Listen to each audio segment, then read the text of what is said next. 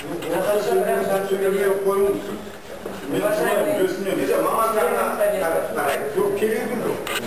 из важнейших приоритетов государственной политики бесспорно является защита прав и интересов детей.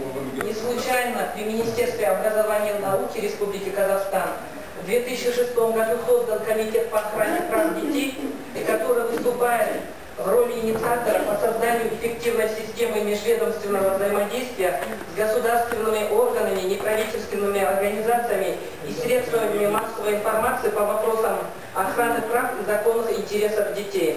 В течение 2 лет в республике функционируют его территориальные органы, департаменты по защите прав детей. Главным институтом воспитания ребенка является семья. В ней ребенок находится в течение значительной части своей жизни. И по длительности своего воздействия на личность ни один из институтов воспитания не может сравниться с семьей.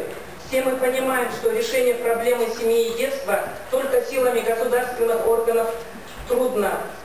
Необходимо привлечение общественности, гражданских инициатив.